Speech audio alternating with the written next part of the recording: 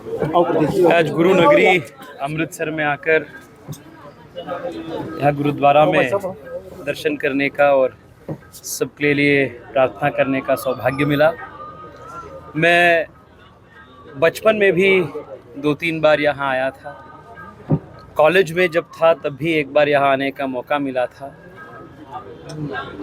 सिख संप्रदाय भारत के एक गरिमामय संप्रदाय है और भारत के विरासत के लिए, अपने परंपरा के लिए, देश के लिए बहुत बड़ा योगदान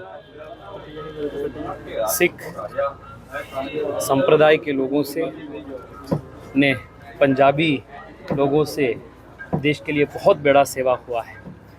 आज यहाँ आकर माथा टेक कर दर्शन करने का सौभाग्य मिला है, बहुत अच्छा लगा। तेजस्वी जी कैसे देखते हैं पंजाब में पहली जून को चुनाव होने जा रहे हैं, आप भी चुनाव प्रचार करने के लिए यहाँ पहुँचे हैं, तो कैसी रणनीति रहेगी चुनाव प्रचार को लेकर? मैं 3-4 दिन पहले लुधियाना भी आया था, चंडीगढ़ में भी प्रवास हुआ है। ज़मीनी हकीकत के आधार पर मैं कह सकता हूँ कि यहाँ स्थानीय सरकार के खिलाफ बहुत बड़ी नाराज़गी है। विशेष रूप में युवा गुस्सा में है। युवाओं को जिस प्रकार से अवसर मिलना चाहिए वो यहाँ नहीं मिल रहा है। आम आदमी पार्टी के सरकार सत्ता में आने के बाद इन्वेस्टमेंट्स कम हो चुके हैं। 80% यहाँ के इन्वेस्टमेंट कम हो चुके हैं। वापस यहाँ एक्सटॉर्शन करने का, गैंगस्टर का कल्चर शुरू हो चुका है। वो अमृतसर हो, लुधियाना हो, छोटे मोटे बिजनेसमैन को फिरौती करना, उनसे एक्सटॉर्ट करना, ये वापस चालू हो चुके हैं। ड्रग माफिया चरम स्थिति पे है। सरकार भ्रष्टाचार में डूबे हैं और हम जहाँ देखते हैं वहाँ पूरे प्रदेश में बड़े बड़े होर्डिंग्स में सिर्फ इमिग्रेशन का ही हम एडवर्टाइजमेंट देखते हैं। इसका मतलब यह है कि यहाँ स्थानीय लेवल पे, लोकल लेवल पे युवाओं को जितना रोज़गार मिलना चाहिए, जितना अवसर मिलना चाहिए, वो नहीं मिल रहा है। इसलिए यहाँ से युवा बाहर जाने का, यहाँ से पलायन करने का मजबूरी सामना कर रहे हैं।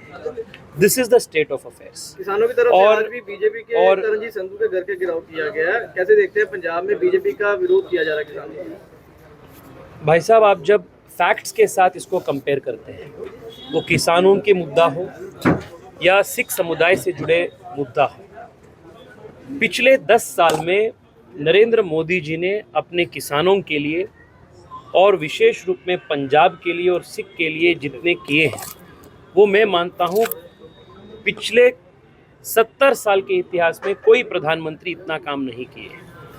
आज देश में सबसे ज़्यादा एमएसपी है और एमएसपी के अंदर हिस्टोरिक, ऐतिहासिक कलेक्शन आज पूरे देश में हो रहा है।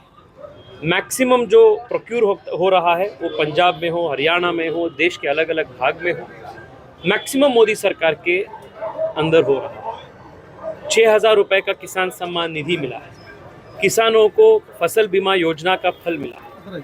किसानों को अत्यंत कम दाम में फर्टिलाइज़र मिलने का काम हुआ है। ये पूरे देश में आज किसानों के आय पिछले 10 साल के कंपैरिजन में 2 गुना बढ़ चुका है।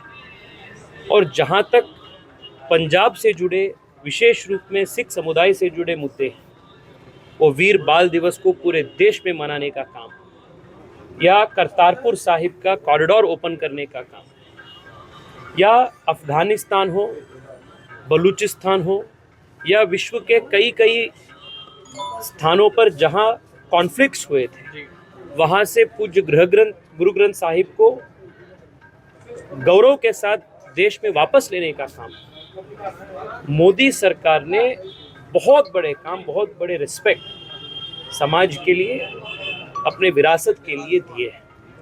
मैं मानता हूं कि कुछ प्रोटेस्ट तो पॉलिटिकल मोटिवेटेड होते हैं, पर आम जनता जो है, आम किसान जो है, वो ये सब जो सच्चाई है वो देखे हैं और इसके आधार पर भारतीय जनता पार्टी को पूरे प्रदेश में समर्थन करेंगे। और विशेष रूप में लुधियाना और अमृतसर, क्योंकि मैं ये दोनों लोकसभा कॉन्स्टिट्यूएंसीज का प्रवास किया हूँ। यहाँ कार्यकर्ताओं के उत्साह और विशेष रूप में जनता के जिस प्रकार के स्वीकारता हमें मिले, इसके आधार पर मैं कह सकता हूँ there is going to be a historic mandate, a very positive mandate for Bharatiya Janata party. Thank you sir. बहुत बहुत धन्यवाद।